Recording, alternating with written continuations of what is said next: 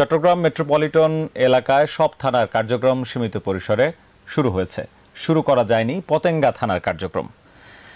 রাস্তায় পুলিশ নেই, থানায়ও পোশাকে পুলিশ নেই, কিন্তু সাদা পোশাকে কাজ করছেন পুলিশ সদস্যরা। থানায় থানায় কড়া নিরাপত্তায় দায়িত্ব পালন করছে সেনাবাহিনী ও ছাত্র জনতা। তবে পুলিশ ছাড়া আইন শৃঙ্খলা পরিস্থিতি নিয়ন্ত্রণ সম্ভব নয় বলে দাবি সাধারণ জনতার। পুলিশের কার্যক্রম শুরু করতে তারাও সহযোগিতা করছেন।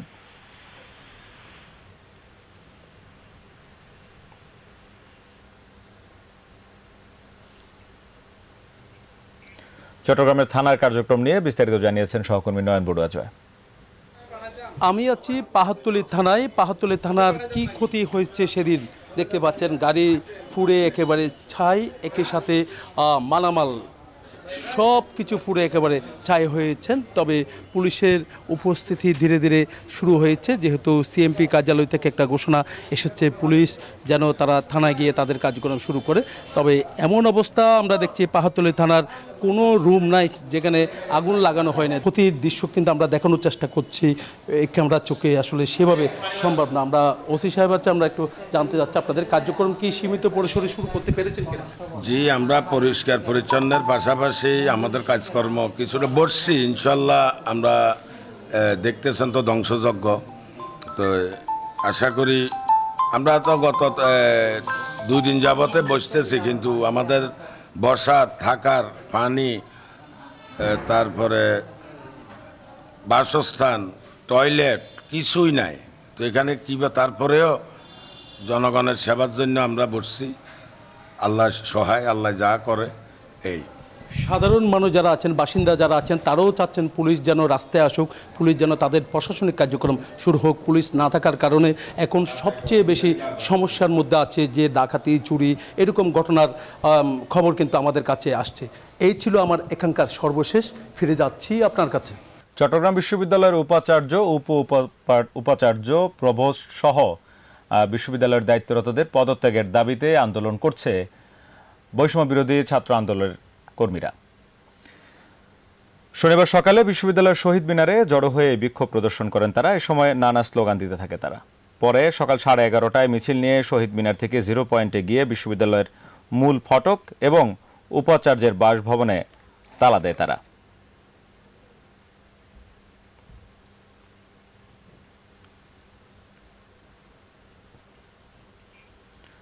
চট্টগ্রাম শহরের বিভিন্ন এলাকায় দেয়ালে গ্রাফিতি আঁকা এবং বৃক্ষরোপণ ছাড়াও নানা কর্মসূচি পালন করছেন বৈষম্য বিরোধী ছাত্র আন্দোলনে অংশ নেয়া শিক্ষার্থীরা।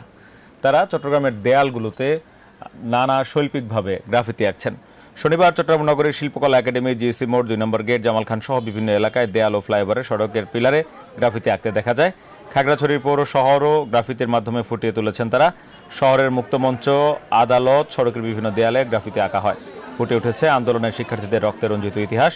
দেয়ালে লেখা হয়েছে নানা স্লোগান, শোভা পাচ্ছে জাতীয় পতাকা ও আন্দোলনের শহীদদের নাম।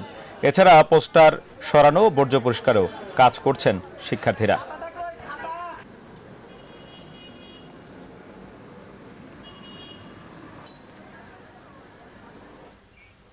ছাত্র জনতার গণ অভ্যুত্থানে শেখ হাসিনা সরকারের পতনের কারণে আজও চট্টগ্রাম শহরে আনন্দ মিছিল সহ নানা কর্মসূচি পালন করেছে জাতীয়তাবাদী দল বিএনপি। দুপুরে কর্ণফুলী উপজেলার শহীদ ওয়াসিম স্মৃতি চত্বরে কোরআন তেলাওয়াতের মাধ্যমে সমাবেশ শুরু হয়। এ সময় বৈষম্য বিরোধী আন্দোলনে নিহতদের রুহের মাগফিরাত কামনা করা হয়।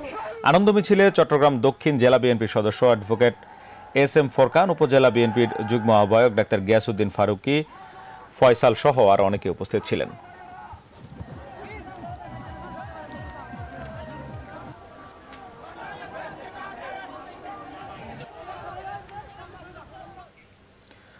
ছাত্র জনতার গণ অভ্যুত্থান এবং চলমান আইন শৃঙ্খলা পরিস্থিতিতে একেবারেই পর্যটক শূন্য সমুদ্র শহর কক্সবাজার। সেখান থেকে বিস্তারিত জানিয়েছেন সহকর্মী সিয়াম সোহেল। গণ অভ্যুত্থানের পর থেকে দেশের চলমান পরিস্থিতি, আইন শৃঙ্খলা অবনতির কারণে কক্সবাজারেও একেবারে পর্যটন স্পট সহ সবখানে আতঙ্কের মধ্যে রয়েছে এবং একই সাথে এখানকার যে পরিস্থিতি ছিল গত কয়েকদিনে যে ভাঙচুর হয়েছে সেই কারণে আসলে মানুষ আতঙ্কিত ছিল, স্থানীয় দর্শনার্থী সেই সাথে পর্যটক শূন্য ছিল। যদিও বা গতকাল পরশু থেকে এখানকার শৃঙ্খলা বাহিনী যারা দায়িত্ব পালন করছে, সেনাবাহিনীর তত্ত্বাবধানে যেসব থানাগুলো আছে সেখানে পুলিশি কার্যক্রম সেগুলো করছে। এরপর থেকে পর্যটনে তারা নজর দিবেন সেরকমই বলা হয়েছে। পর্যটন সংশ্লিষ্ট ব্যবসায়ী যারা আছে তারাও বলছেন যে এই ক্ষতি আসলে পুষিয়ে ওঠা অনেকটাই অসম্ভব, তারপরেও চেষ্টা করবেন যাতে আবারও কক্সবাজারের পর্যটন খাতকে তারা সমৃদ্ধ করে দেশের অর্থনীতি যোগান দেবে, সেরকমই বলছেন পর্যটন ব্যবসায়ীরা। এবং কক্সবাজারের যে একেবারে যে পর্যটন স্পটগুলো আছে সেখানে ইতিমধ্যে শৃঙ্খলা বাহিনীর যারা আছেন এবং তত্ত্বাবধানে যারা আছেন, যারা সহযোগিতা করছেন, তারা সকলে মাঠে নামবেন। এবং বলে রাখি, কক্সবাজার সমুদ্র সৈকতে এখন বৈরী আবহাওয়ার কারণে নিষেধাজ্ঞাও আছে, সেই সাথে একজন সমুদ্রে নিখোঁজও আছে সেরকমই বলা হচ্ছে বিচ কর্মীদের পক্ষ থেকে। এই ছিল কক্সবাজার থেকে আমার কাছে সবশেষ। এই ছিল চট্টগ্রামের সংবাদের আজকের আয়োজনে।